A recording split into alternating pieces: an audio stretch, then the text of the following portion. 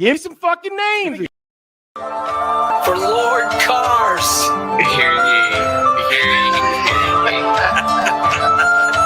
Man to the people. You know it's Cars Keys. Let's get it started up. Give me the car keys. Lakeshore Drive.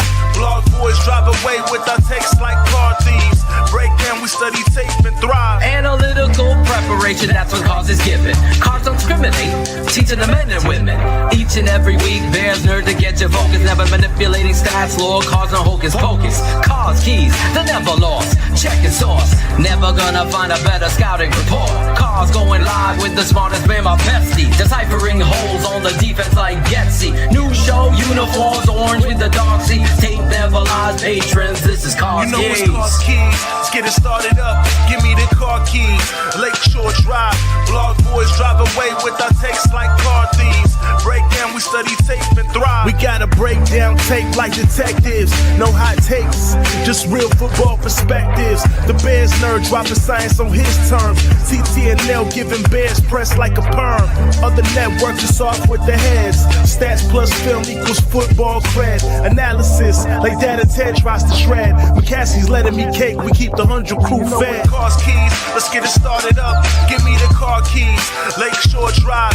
Blog boys drive away with our texts like car thieves. Break down, we study tape and thrive. Lord Hines in his party. Fill up a goblet.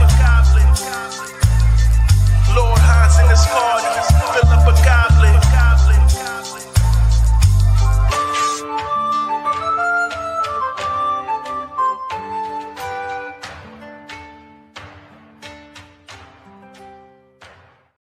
This is Cars Keys, Season 3, Episode 47. We might not even talk about football tonight. Who knows? I've known this guy for 28 years. Got to shake his hand for the first time the other night and have 2 or 3 or 20 alcoholic beverages and some other stuff maybe. But let's get into it. Let me get my guy out here wherever he went to.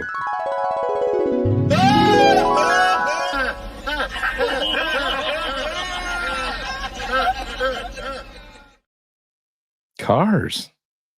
Yeah, Long time unfortunately, no see, brother. I know it wasn't enough alcohol to dull the pain of what we ended up seeing on Sunday. That's what I said last night, man. It was such a perfect weekend.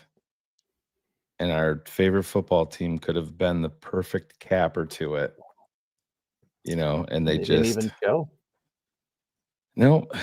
And it got to the end of the game, man. And you and I and Riley and Cherie and Sean Stewart were sitting down in the United Club, not even in the stadium, because you could. I mean, it was just sack after sack after sack, and oh man, it's just. How about the fact that they weren't even showing the game on TV inside the United Club? Yeah, they were. Yeah, they pulled it. They were showing every other game because they knew how bad it was, and for a game that started off, stadium wasn't full.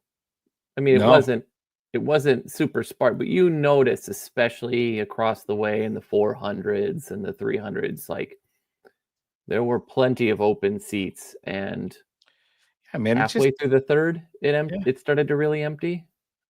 You and I and Riley left the tailgate and made the walk over to Soldier Field, and you know, I talked to a couple of guys at the tailgate that we knew what we saw was. We knew that the Bears could lose. We knew that. I didn't think we would see the showing that we ended up seeing.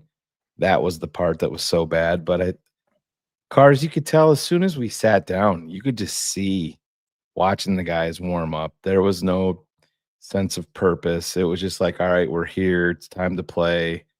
I was watching a couple of the guys warm up, and I'm like, these dudes aren't locked in. I said it to Riley. I'm like, it put me in a bad mood instantly because you just get that feeling.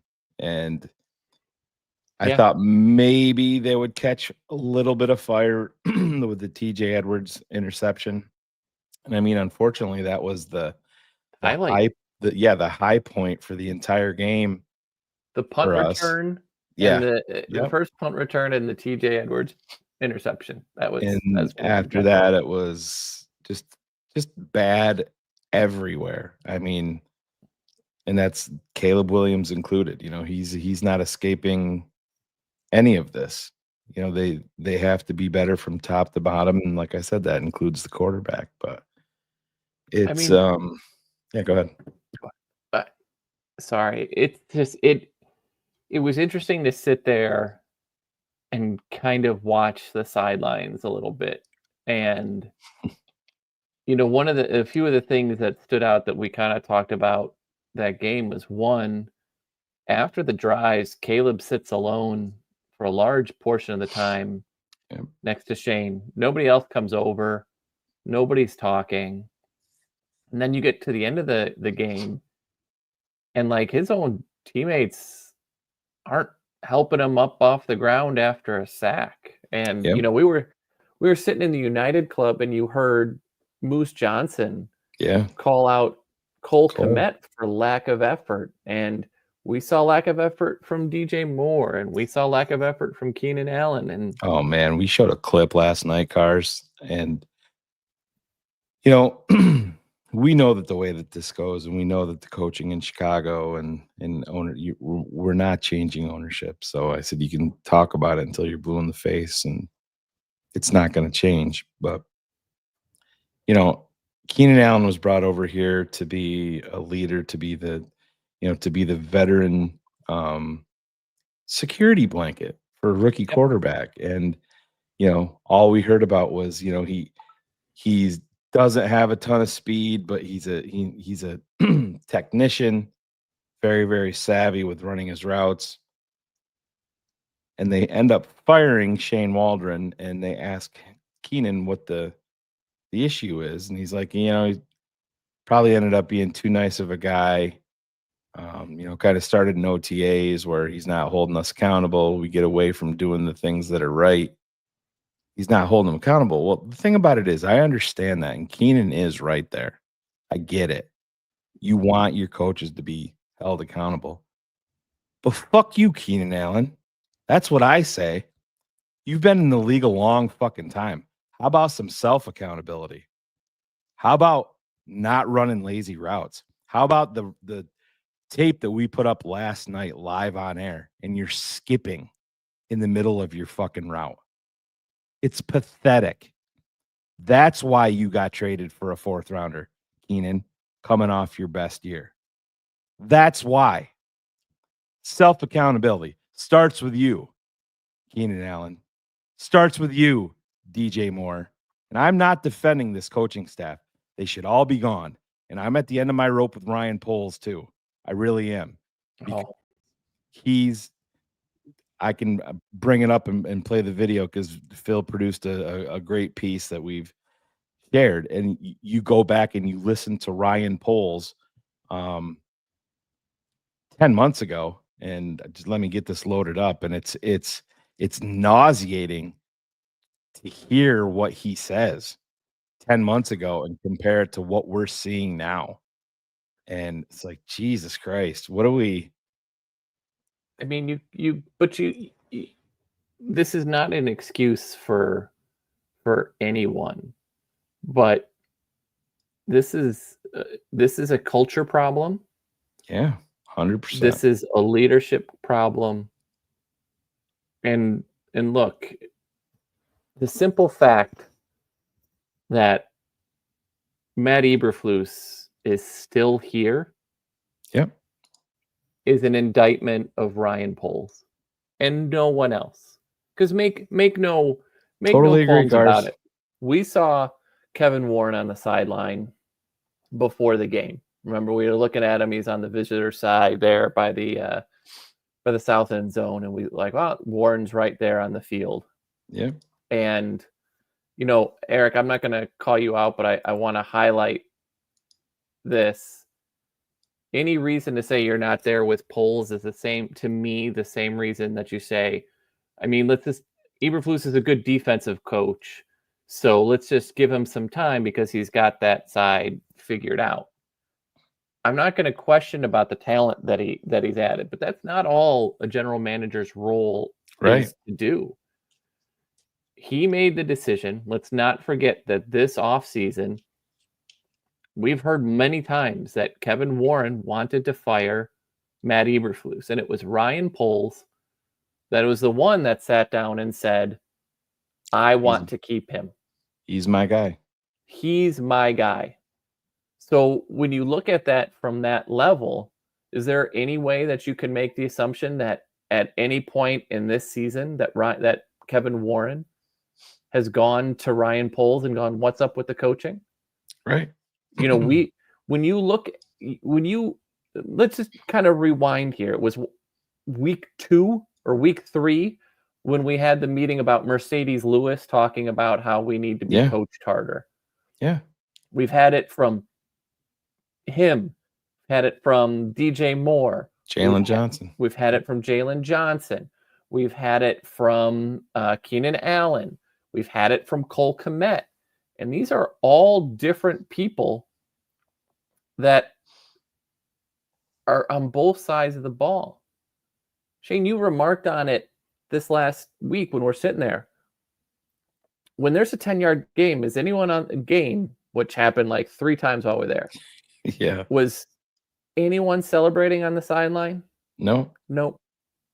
No. Courtney Cronin tweeted it out. She was monitoring it in real time and focused on the sidelines. And Cars, it was like they're at a fucking funeral. There was nothing there. Nothing.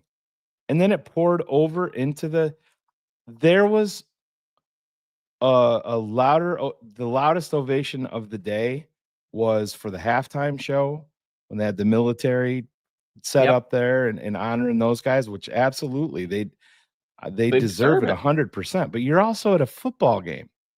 You're at a football game. Cars, we're in the middle of a game and you're hearing the sirens that are in the city that are going off at a football game. It's like cheering louder for the Dunkin' Donut run on a basketball game than what's actually going on. You're absolutely correct. And it's so when you look at that, so this is the first time we've ever fired an offensive coordinator in the middle of the season. Right. And you know what's crazy about that? There's only been 2 OCs fired this season, and guess what?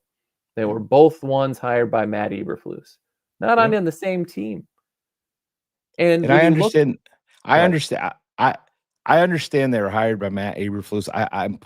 You got to put Ryan Poles' name in there right with him. Oh, absolutely. Right, so, because they're tied at the fucking hip at this point. And listen, I've been a Ryan Poles guy. Wait, hold on. But they're tied at the hip because Ryan Poles has made it so. This wasn't a forced marriage. It was somewhat arranged, and he was given an out. And I am fairly confident, Shayne, just knowing how this went, and again, knowing that Kevin Warren has asked for his head, I'm fairly confident that Kevin Warren said, okay, it is time to hit reset. And the fact that only one guy was gone, which happened to be, by the way, the first time that Matt Eberflus ever took any accountability whatsoever for all of this. It all changed in a week, Cars. It all changed in a week. But you can't tell me that Ryan Poles did not stick his neck out for Matt Eberflus again. And the answer is for what? Mm-hmm. I tweeted this during the game, and he's called a great defense, sure. But think about this whole offseason. Okay, we've got our pass rusher. Okay, we need to get another 3 tech and another pass rusher. And then then this defense can be something. New England did that without their best defensive player, Christian Barmore. And other than Keon White, who's a nice player, please don't get me wrong. Name another player on that defensive line that is much of anything. Right. And injuries all over their offensive line with a rookie quarterback. But even on the defensive side, they don't have a single pass rusher that is on the Dexter Sweat kind of side. And they got 9 sacks. And all I'm hearing all offseason from our head coach is, and from our fans, is we need to get him more pass rushers because that's what he needs. Guys, this is the NFL with injuries all over the place. You adapt or you die. Look what Flores has done in Minnesota. There's not a single dominant pass rusher on that team. Not a single one. The best pass rusher they had, they let Watt go to Houston. Are they still generating tremendous pressures by blitzing and finding out ways and studying offensive tendencies and doing those things? Yes. Yeah. So when you sit down and say, hey, I want to keep Ryan Poles, it's the same thing as saying you want to keep Matt Eberflus. He has added talent, sure. Has he added the right talent? Well, no. Has he added the right coach? Well, no. Has he stood up for his coach when he shouldn't have? Has he basically stuck his neck out for a guy who is 14-29, folks? 14-29. And this guy is bulletproof from this general manager. Absolutely. You cannot just look at his... How do you look at the moves he made and not talk about Claypool, not talk about Nate Davis, not talk about any of those things? You cannot just look in a vacuum and say, well, he does this part right, because we've done that. We did that with Ryan Pace. Doesn't draft well, but he does well in free agency. We did that with Phil Emery. Well, at least he talks at a fucking press conference. We've done that with Jerry Angelo. Well, he's really good in the second round and later at finding obscure defensive prospects. Guys, this job is so much more than all of that. And the product is showing you on the field. Everything that happened on the field is the fault of Matt Eberflus, of Shane Waldron, and Ryan Poles. So here's the perfect segue to that. And listen, I said overall I've been a Ryan Poles guy. I'm at the end of my rope with it because he's just so tied in with Matt Eberflus. And at some point, Matt Eberflus went into self-preservation mode and fired Shane Waldron. You know, was it a directive from Ryan Poles? Was it a directive from Kevin Warren? We'll see how that plays out. But you watch this little video and you tell me your thoughts in the chat after you watch it. You tell me your thoughts on Ryan Poles and his belief system and where we're headed. This is from 10 months ago. His thoughts on Matt Eberflus and why he's back. Compare it to today.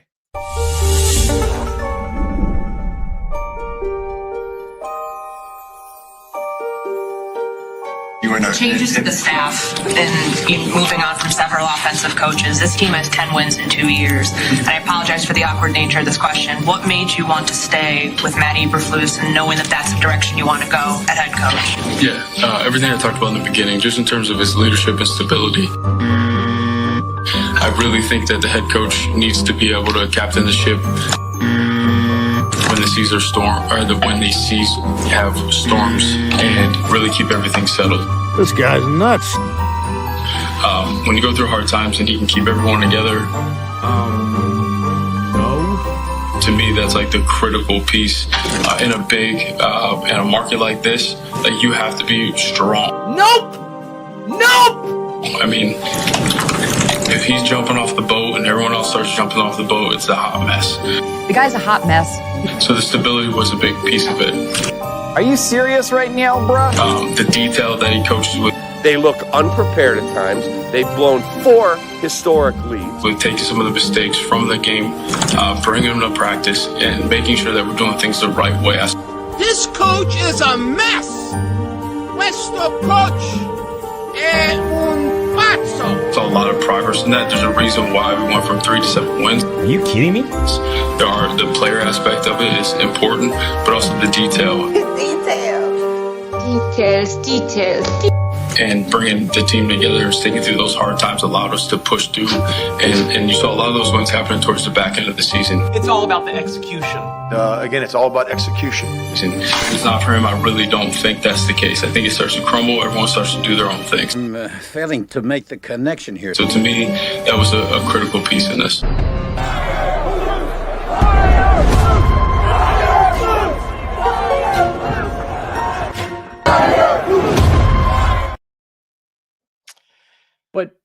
And what happened? Everybody's doing their own thing. I don't think you folks saw it. Tyreek Stevenson started. And then on a third down play where the guy almost scored a touchdown, barely, if he had not gone out of bounds, right? And again, if my aunt was a boy, she'd be my uncle. But he lost focus of his guy again and was pre-celebrating on what almost was a touchdown, and he got benched again. Right. And they went back to him, and then he got torched, and they benched him again. Yeah. And they did not talk about that on the broadcast. I was asking the guys last night during the TV broadcast of the game, because like I said, obviously we were there, but we were watching it live, Cars, and we're like, oh, you yelled down at first. I think you were the first one to see it. You're like, Jalen Jones is in. And then Terrell Smith. Terrell Smith, my bad. Yeah, Jalen Jones on IR, but that just shows you right there that the lack of accountability. You didn't get your fucking point across to this kid. And Cars, when he was in there, he was horrible. Which is why he got benched again. Right. This time it wasn't for taunting. He was ass. Yeah.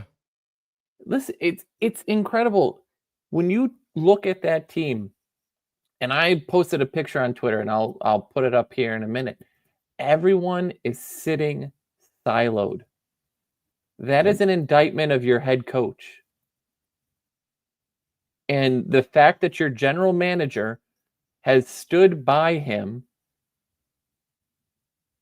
is firing worthy. I'm sorry. There's a lot. Listen, you can miss a lot of guys. You can draft well, but if you need someone who can do this job. And you know what?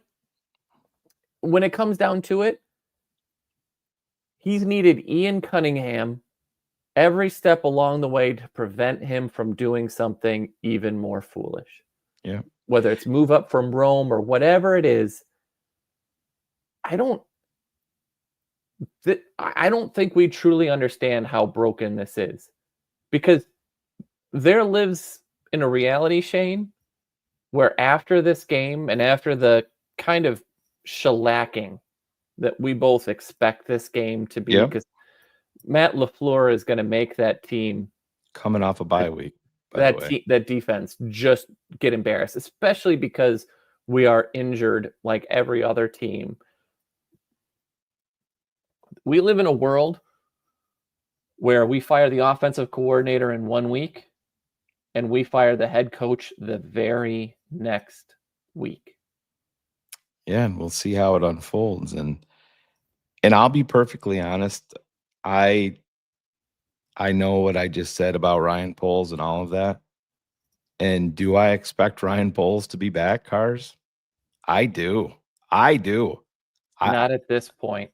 Yeah. And if it was me, yes, I understand that part, but this is the Bears. This is just how they operate. And like I said, I don't believe in Kevin Warren, but I'm going to give him more rope than anybody else right now. I think he's the only reason that the OC just until this offseason, because he's got to do something to put a stamp on this, because this stadium and all of this nonsense that's just, I mean, that you talk about something that is regressing. They're trying to deal on a lot that they said was, it couldn't hold the stadium before. What is it? The Reese lot, right? Isn't that the Michael Reese? It's too narrow too. And Corn, I highlighted this because the way that he has handled adversity has created more adversity. everybody got all upset about the Jay Glazer thing, right? Where he came out and he said about Tyreek taking the benching, right?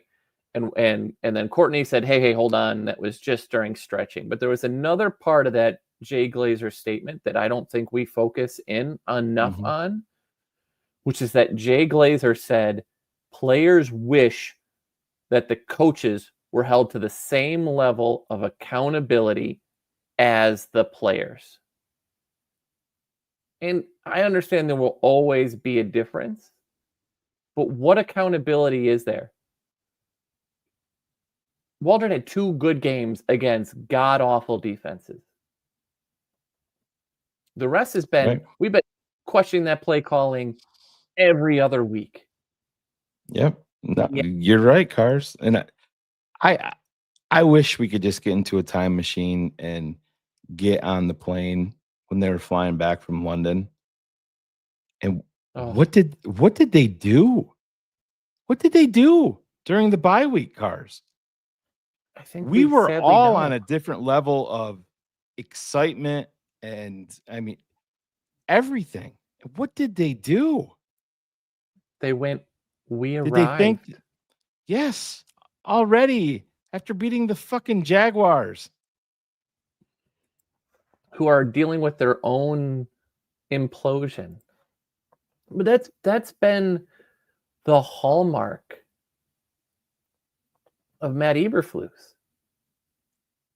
Win a game, thump your chest, and act like you've arrived. And I think, Dan Wiederer had to me, and this is killer for me to even have to say that, right? But Dan Wiederer had the killer tweet where he talked about all the big wins that the Bears have had, and then all the losses, right? And he listed 6 wins, and then all of these losses, and how terrible it's been. And you look at the Detroit game that we all went to a couple years ago, right, where we had that lead at home, and then that fell apart. And you look at the Denver game last year, just epic collapses in that level. Then you have the Hail Mary play, and everybody keeps sitting down and saying, it's crazy that Hail Mary broke it. It's not the play that necessarily broke it. It's the reaction to the play. Matt Eberflus threw Tyreek Stevenson under the bus and shouldered 0 of the blame for the play calling that led to that. And then doubled and tripled down on it. Yes. He should have called a timeout when everybody saw what's happening. Instead, he made a convenient scapegoat out of Tyreek. That's the nail in the coffin for this season. Because at no point, when asked to clarify, would you still do the things that you did? He said, absolutely. Yeah. That is how you lose a team. Yeah. And the fact that this man sits there and still coaches and is still allowed to make a change at offensive coordinator and still do that, Ryan Poles is absolutely gutless. And it was a cute moment on Hard Knocks when he was tearing up talking about cutting Adrian Colbert. But you know what? You gotta be, to a degree, able to do that every day. It is. It's a cutthroat league, and it stands for not for long. And yeah, sometimes it sucks. And listen, I can understand the emotions of the situation, but if you're reacting that way to Adrian Colbert, and listen, I'm sure more played into it than personal feelings, because he realized that this was probably Adrian's last shot. Yep. And I get it. So that can be, the pressure of that. I don't even want to say the pressure, but the emotions of that can be high. But you're in a high pressure position for a reason as a general manager. You can't let that dictate. If you're reacting that way to Adrian Colbert, how are you Are you holding Flus accountable no matter what, when the way that you just praised him 10 months ago? Or are you too emotional because that's my guy? That's my handpicked guy. Are you doing your job each and every day to hold Flus accountable and say, you know what? God damn it, Matt Eberflus, this is not good enough. This is not why I brought you here. This is not what we talked about. This is not living up to my expectations each and every day. We bring in this 90-man roster to training camp earlier than anybody. They're out there, they're busting their ass day in and day out in 95-degree heat, whatever it is, and you're preaching to them that every inch matters. If you're missing reps because you're holding out or because you're hurt, you're never going to regain those reps, right, coach? These are your words. This is the coach speak we hear every day from you, coach. Every inch matters. So, coach, on the play before the Hail Mary, yeah, those 15 yards don't fucking matter. They don't. They don't matter. Not the inches that I cost us. Yeah. It's the inches that those the players don't cost matter. us. So you're a fucking fraud. You're a liar. And that falls on you. If I was the fucking GM right there, there would have been hell to pay as soon as I heard those fucking words. As soon as I heard those words. Even before that, because you ended that fucking game with 3 timeouts. You have the largest coaching staff in the NFL. You got guys in the booths, and you look over, and you have a guy going fucking rogue down on the field, and Tyreek Stevenson, who you fucking traded up for, by the way, Ryan Poles, to be a centerpiece of your defense, and you can't have one guy screaming for a timeout. Your coach isn't smart enough. Time management, fundamental football, right? Situationally, Flus, you suck. The entire time you've been here, you've gotten no better. And you blew it again. And not only did you lose it, then you doubled down on it. Then you tripled down on it. Then you gave your offensive coordinator a vote of confidence. Then your offensive coordinator came out and praised the fucking play call to Doug Kramer and said he would do that again. The same type of thing. It's all bullshit. When Phil says that they're shoe salesmen, it's exactly what they are. They're shoe salesmen. Say what you need to say to get the fuck out of the fire and live another day to collect the fucking paycheck. And for a guy who cried again for cutting a player that he very clearly cares about, he's allowed a coach to destroy potentially another rookie on this roster by not defending him. Exactly. Every day that Matt Eberflus is here as the head coach of this franchise is an indictment of Ryan Poles, and that's a full stop. At this moment, you need to go win this game.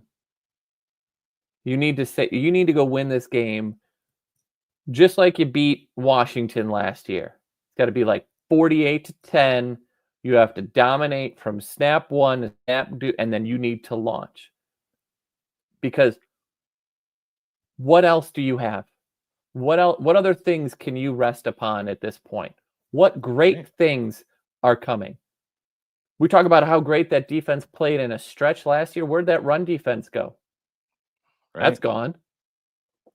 Sure, you're not giving up the yardage because you've got incredible Jalen Johnson, and you've got the safety stepping in for Brisker Hicks, who's playing great, and Kyler Gordon, who's otherworldly, and Terrell Smith, who's great, and TJ Edwards and Tremaine Edmonds all over the place. Javon Dexter is really great. So you're getting great individual play.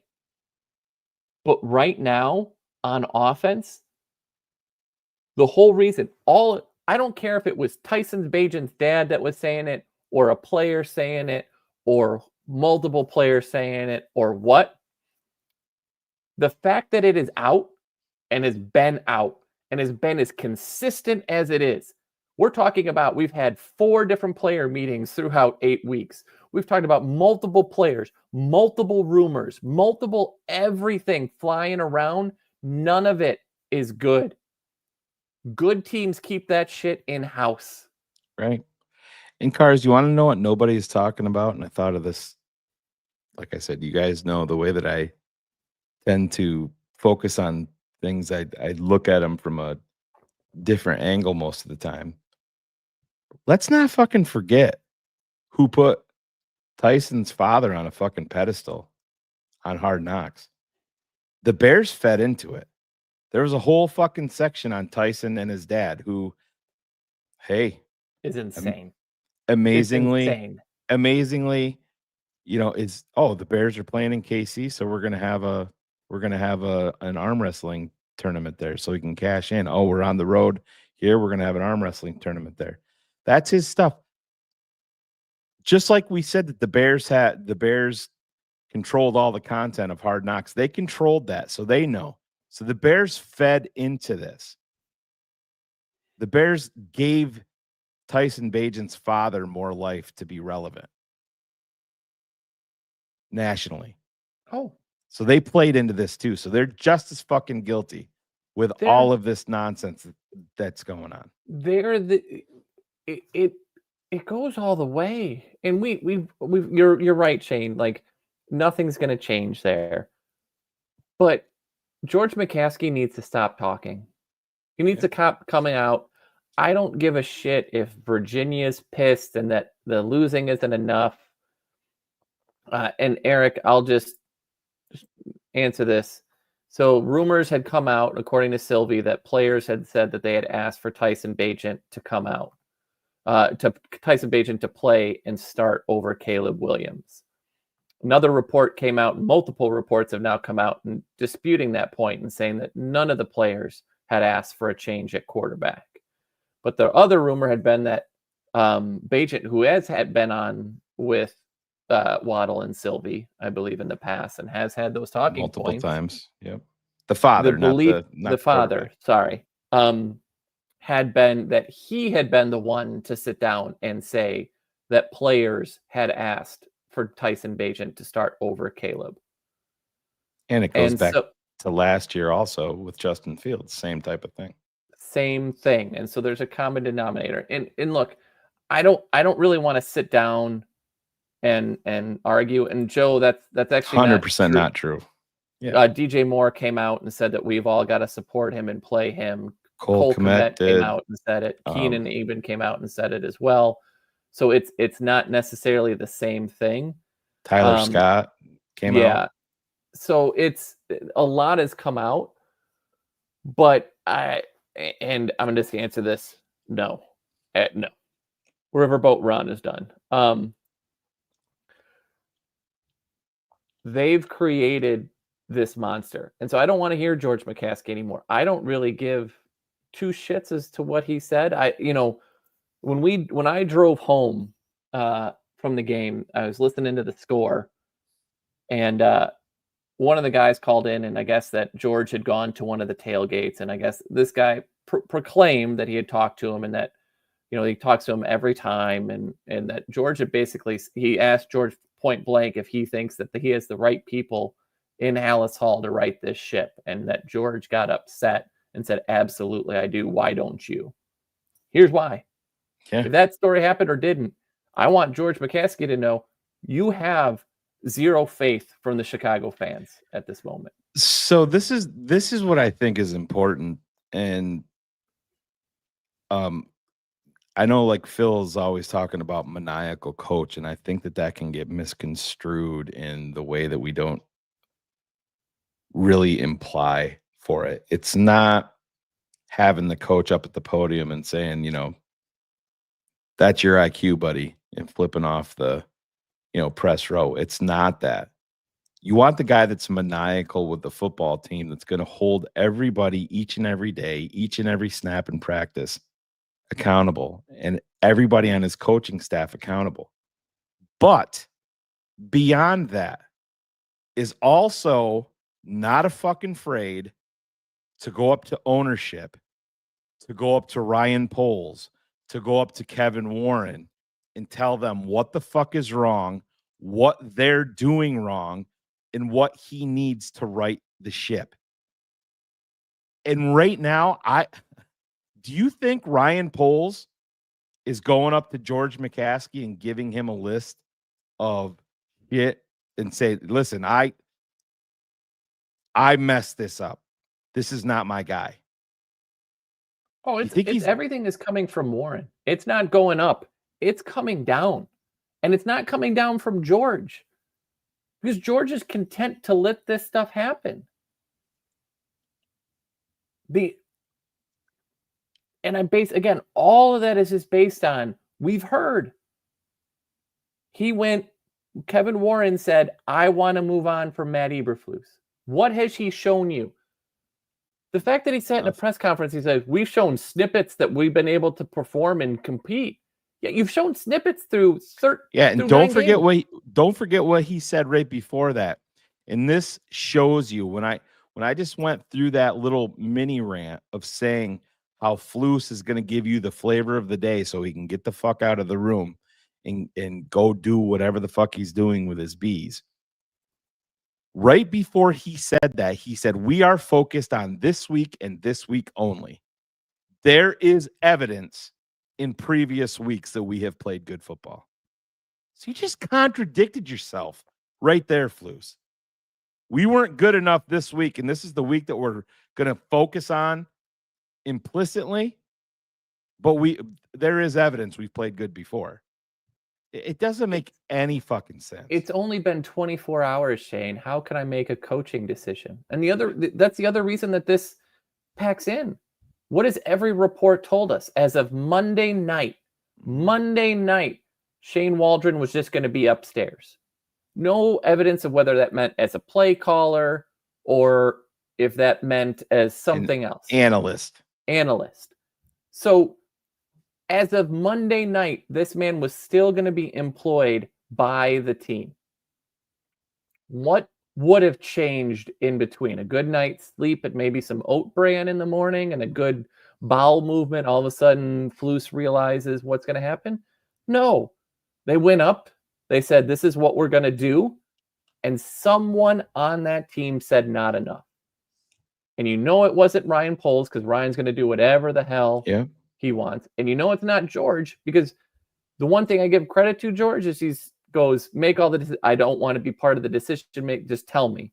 So there's only one other logical person in there who would do it. Warren.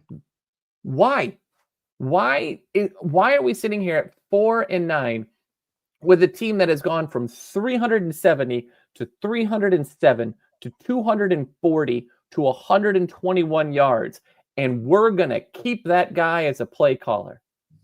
Every play in that game was out.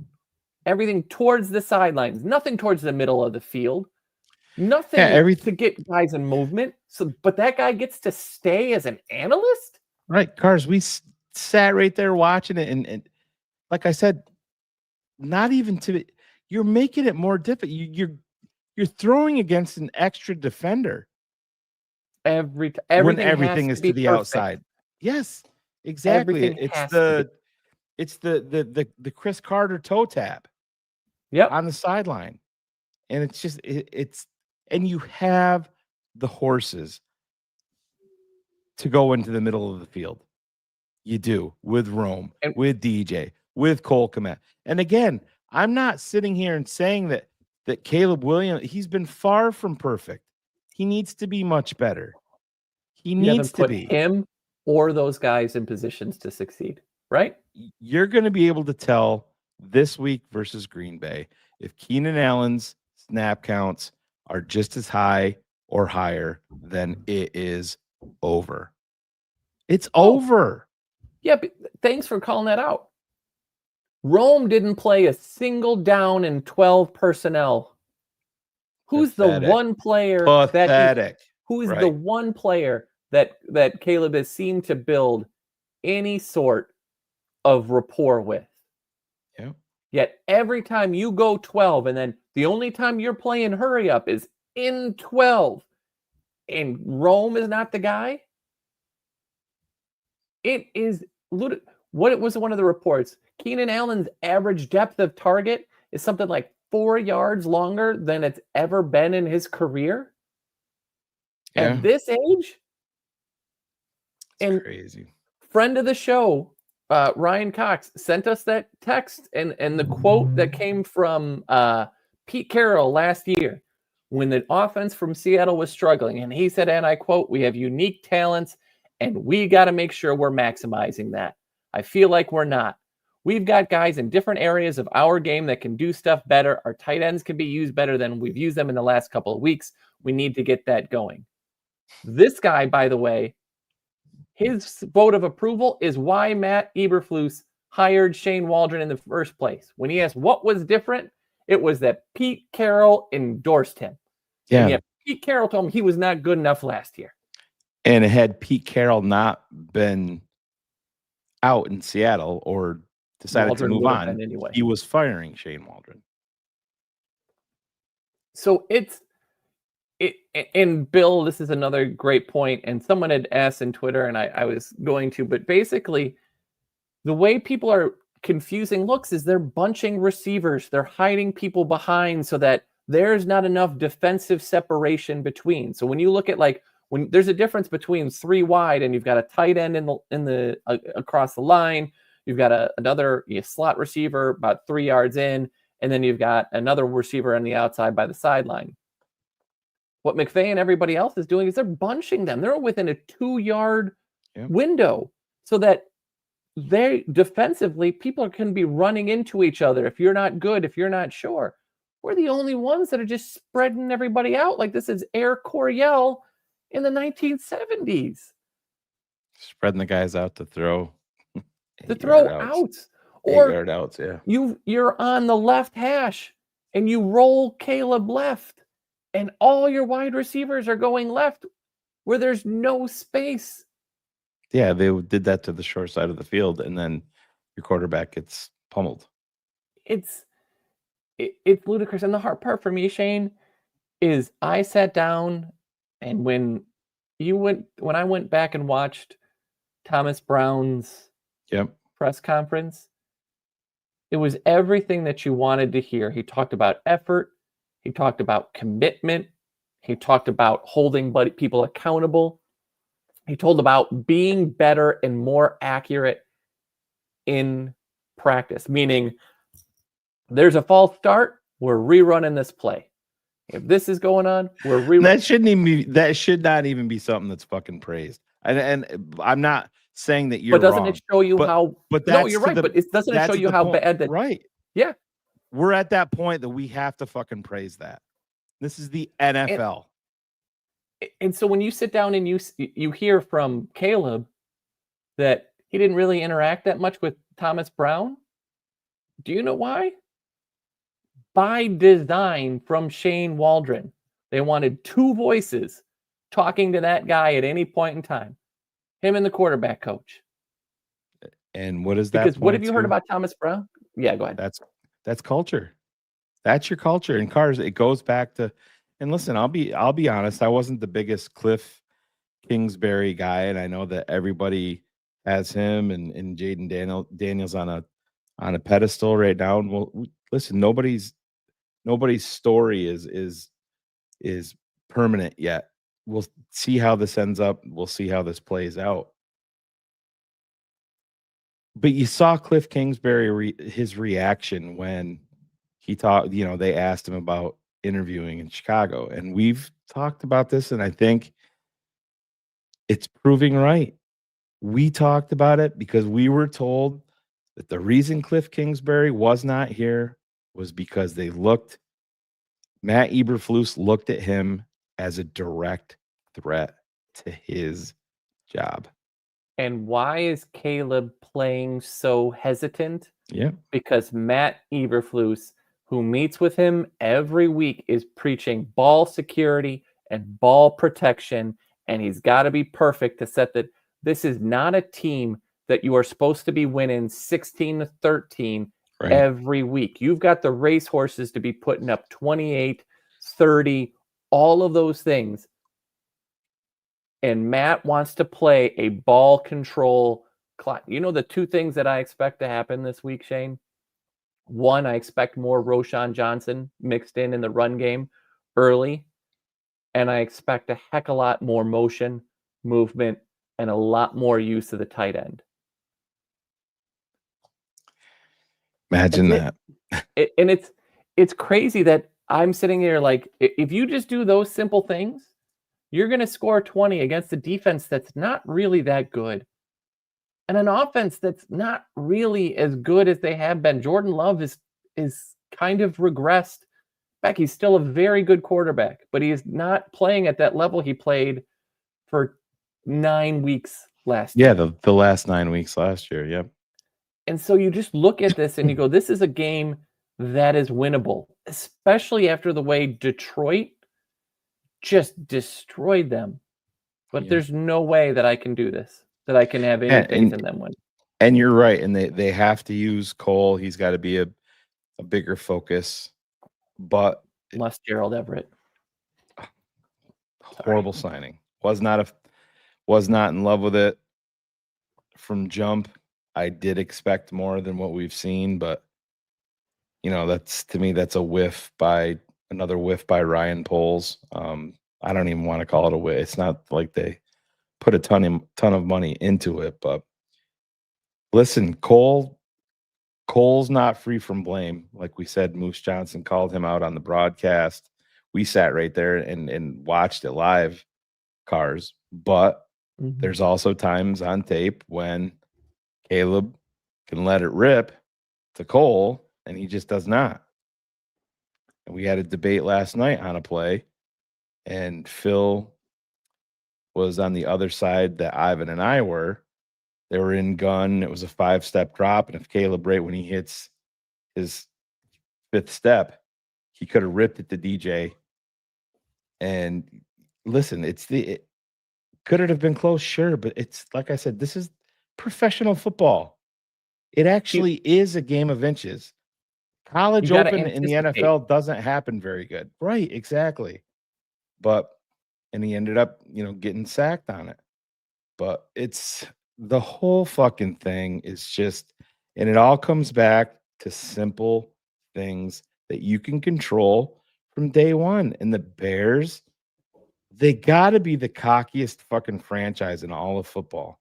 They're worried about all the wrong shit. They're worried about Greg Braggs in the stands recording fucking practice and sending out clips. Your team is terrible. That shit doesn't matter. You want to take more away from the fans. No family fest. Be more restrictive on your training camp practices. All of that shit seems like a priority for them. Where's winning? Where's winning on your list? Oh, Virginia's pissed though, Shane. I want George McCaskey to be uncomfortable with the head coach. It's exactly what they fucking need. Honestly, Jim Harbaugh is a crazy dude. I fucking get it. This shit is not happening under his watch. This menial bullshit that we're dealing with right now. They had it right there. They had it. Shane, this is Mark Trestman all over again, just on different sides of the ball. Right. Where Trestman's offense was still performing, but the defense had fallen apart. It's now the opposite. And what did we hear about that team under Trestman? The defense hated the head coach. The offense hates the head coach. The defense couldn't stand the way that the locker room was being built and some of the politics. The offense can't. Everything that we hated about that Mark Trestman era is repeating itself right now. Right in front of us. And again, to your point, Shane, if this is a franchise that cared about winning, Matt Eberflus isn't the head coach week 1 if this franchise really gives a shit about winning. Yeah. If this is a franchise that really gives a shit about winning, the second that Hail Mary stuff happened, that he would, and he tried to blame the players. If accountability and winning actually mattered, the next day Matt Eberflus would have been like, looking at the tape, I made the wrong call. I realized what I did. That will not happen. And you know what? What happened a week later against Arizona at halftime? Don't tell me the call wasn't bullshit when you tried to make up for it the next time and allowed a 53-yard touchdown happen. And rushing touchdown. Why? Because you knew you messed up and you refused to say it on television.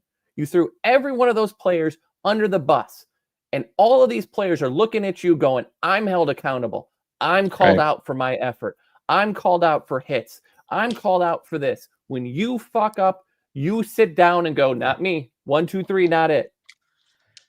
Right. And I'm sorry, I'm getting louder. So I apologize. No, it's fine.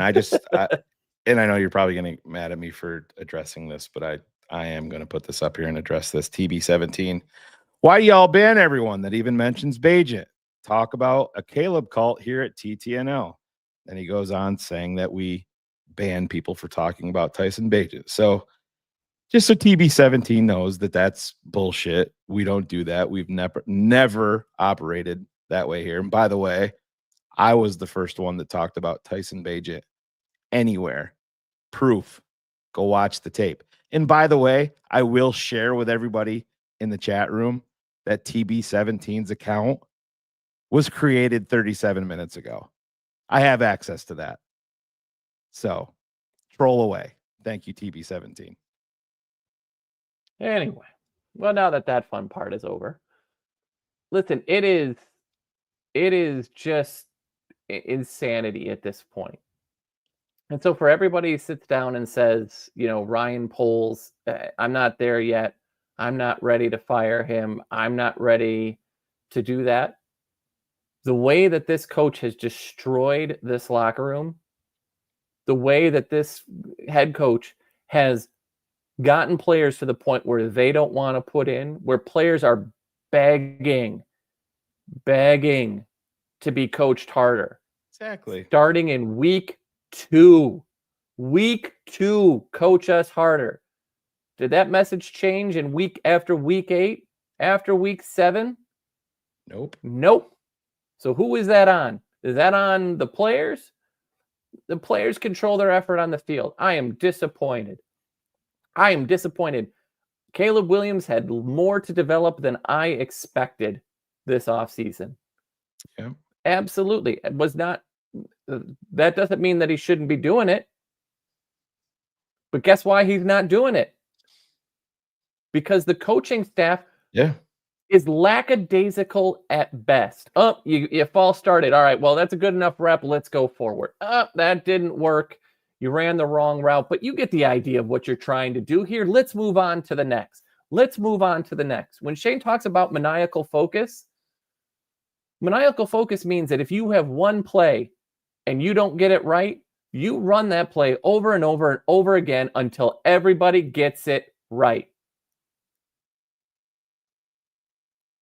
Do they do that? No. So where's the accountability? As a play caller, your play designs suck, and you sit down and say, I would have handed that ball off to an offensive center inside the 5-yard line in a tight game. Guess who is at fault? When you have a coordinator who says every inch matters, every yard you've got to fight, and he gives up 15 yards on a stupid play and then goes, those yards didn't count. They counted enough for you to overreact a week later? Give me a break. Yeah. Winning doesn't matter. It's a great press clip. You want to talk about, what was it? We're still looking from the wise from Nagy. We're still looking to grow the ball from Mark Trestman. We're still trying to do this. The only coach that we have had in the last, since Lovey, that has done anything about accountability has been John Fox. And that team sucked. But he held people accountable. He sure did. Yep.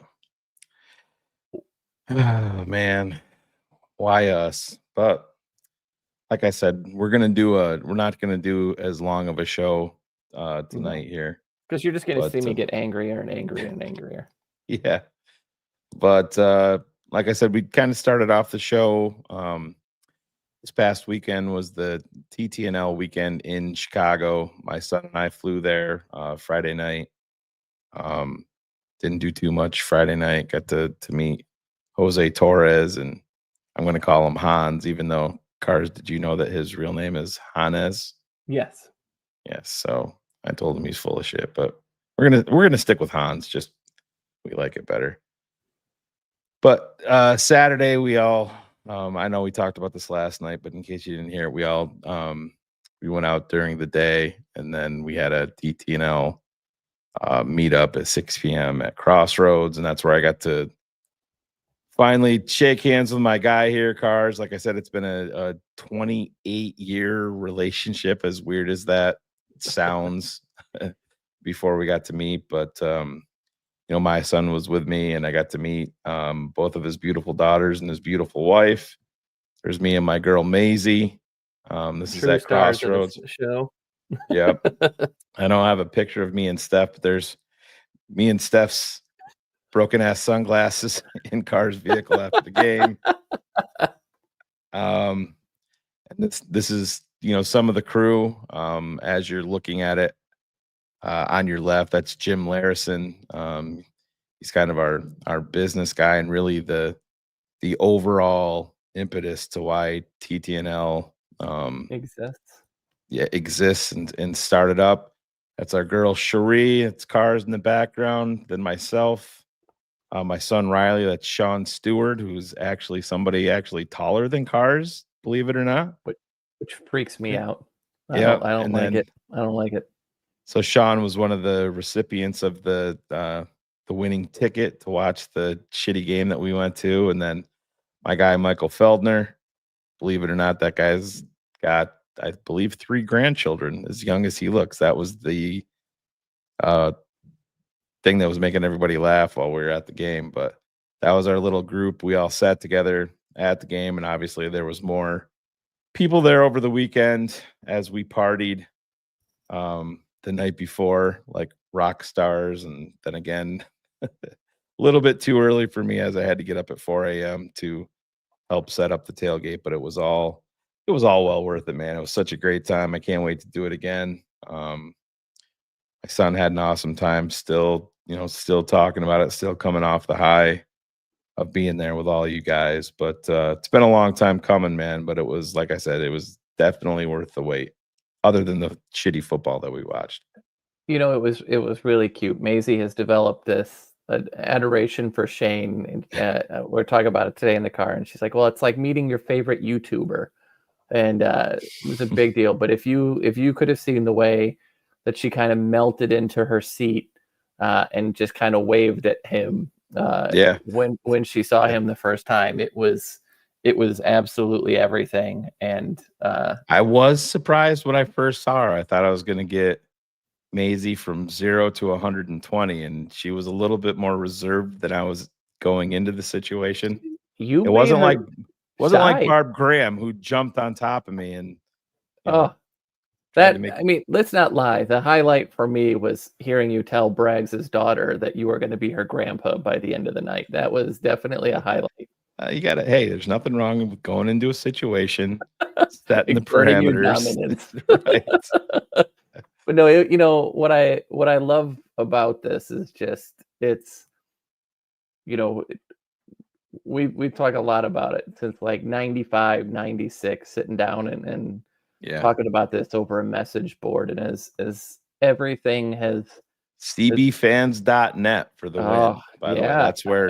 That's where Cars and myself and Phil, that's where we all met. And if you were ever a member of CB Fans, I always remember the banner had Rashaan Salam on it. That's how long ago we're talking about. So, and I know that I eventually, the reason you got my number is all the Cutler news was starting to come, and I was about to fly to Disney with my first wife at that point. And you're like, shoot me your phone. I'll text you if anything happens with Cuddy. And sure enough, I was coming off the Expedition Everest ride, and my phone had been blowing up the whole way. And that's when the Cutler thing. And so as time has gone on, the mediums have changed.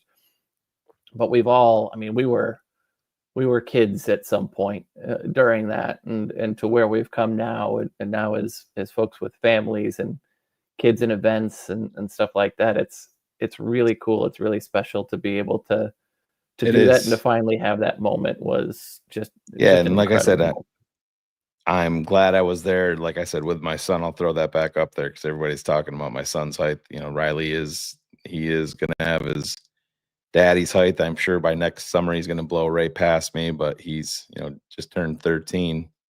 So I think he's well on his way to probably at a minimum Sean Stewart's height, which he seems very happy about, being the big basketball player that he is. But we'll see how it goes. The number one thing that he was excited about was to get to see Sandlin again and look down. He's like, I can't wait to look down at Sandlin and show him how tall I am. He was all about that, but Sandlin got to look down at Chris Gonzalez. Chris Gonzalez shorter than everybody.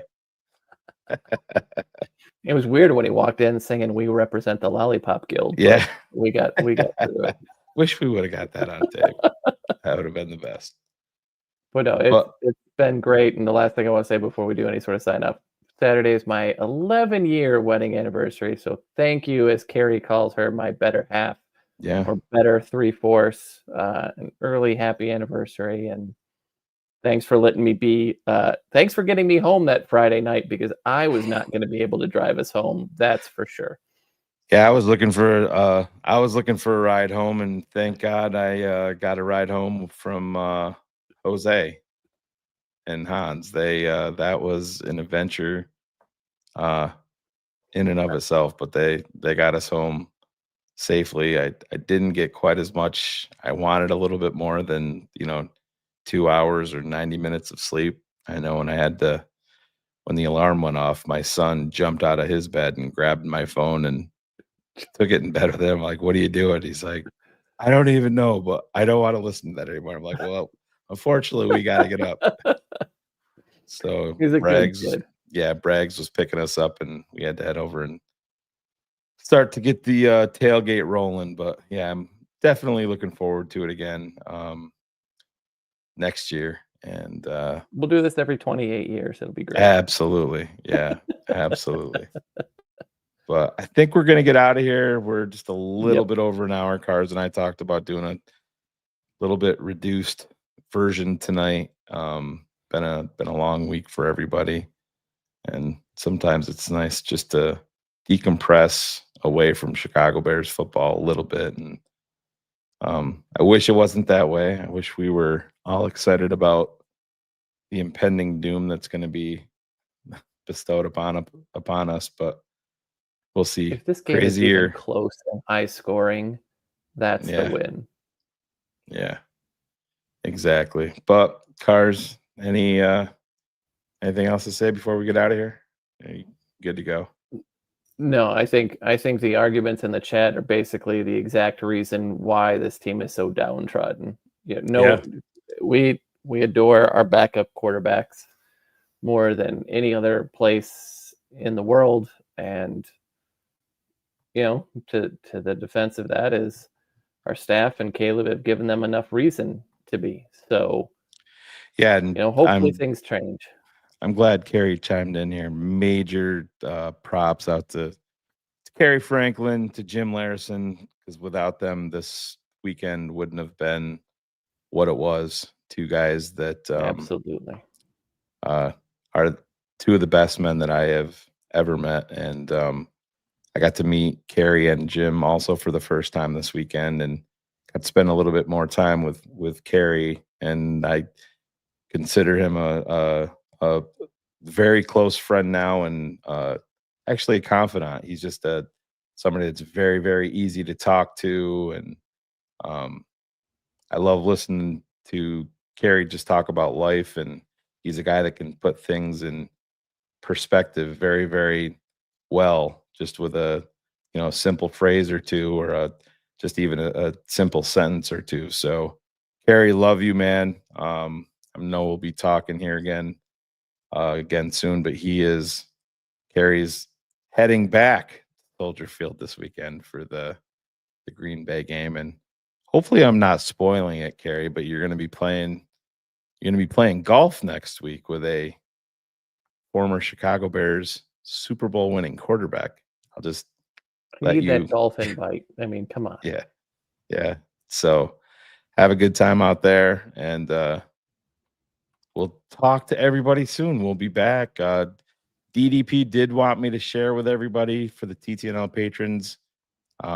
He wasn't able to do the tape breakdown today, but it's going to go live Saturday morning. So he will have that. That should be a banger of a game to look at. I've watched the All-22 twice, and it's toxic. Just as bad as you think it would be. You're like, you might as well just stab your eyes out at this point. Yeah, it's hard. I mean, there's some where I'm screaming at Caleb, some when I'm screaming at DJ Moore, Keenan Allen, just everybody. There's nobody free of blame in a game like that, and it is what it is. And unfortunately, with the Chicago Bears, when you think you're at a low point, George sends the crew out to buy shovels, and we seemingly go lower. So we might not be done yet, but we'll see how it goes. We're gonna get out of here. No TTNL tomorrow unless Ivan goes live at some point, but there will be a TTNL pregame Sunday at noon, followed by the game. TTNL All Access halftime show for you TTNL patrons, followed up by BHL as soon as the game goes final. And then we start our week again. But Bears Packers, yay. It's going to be so much fun. I can hardly wait. Cars. Let's just dance it off, man. That's the only thing that makes me happy now. I love ball.